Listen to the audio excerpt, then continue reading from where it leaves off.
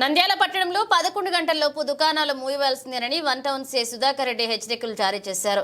నంద్యాల పట్టణంలో వ్యాపార సముదాయాలు, దుకాణదారులు రాత్రి 11 గంటల్లోపు దుకాణాలు మూసివేయాలని, లేకుంటే చర్యలు తీసుకుంటామని one town CI Sudhakar Reddy హెచ్చరించారు. ఎవరైనా బహిరంగ ప్రదేశాల్లో సంచరించినా, వ్యాపారాలు సాగించినా వారిపై కేసులు నమోదు చేస్తామని, రాత్రి వేళ యువత ఎక్కువ పట్టణాల్లో విచ్చలవిడిగా తిరుగుతున్నారని, దీనిపై పెట్రోలింగ్ చేయడం జరుగుతుందని ప్రత్యేక దృష్టి సాధించామని, ఈ నిబంధనలు అందరూ తప్పనిసరిగా పాటించాలన్నారు సిఐ. పట్టణ ప్రజలందరికీ నమస్కారం. పోలీసు వారి నుండి విజ్ఞప్తి ఏమంటే, నైట్ టైం షాపుల్ని ఇన్ టైంలో క్లోజ్ చేయాలి. వైన్ షాపులను అయితే 10 గంటలకి, వైన్ షాపుల్ని, బార్ అండ్ రెస్టారెంట్లు 11 గంటలకి ఇన్ టైంలో క్లోజ్ చేయాలి.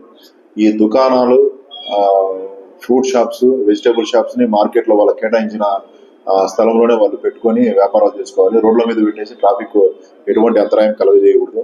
వాహనదారులు కూడా వన్ టౌన్ పరిధిలోకి వచ్చే వాహనదారులు కూడా విజ్ఞప్తి ఏమంటే, వాహనాలను రోడ్ల మీద ఆపి ఎటువంటి ఎక్కడంటే అక్కడ ఆపడము, ట్రాఫిక్ అంతరాయం కలగడం చేయకుండా దయచేసి వాహనాలను లోపలికి పార్కు చేసుకోవాల్సిందిగా కోరుతున్నాము. వన్ వే ట్రాఫిక్ సహకరించి ట్రాఫిక్ ఎటువంటి అంతరాయం కలగకుండా సహకరించాలని చెప్పేసి కోరుతున్నాము.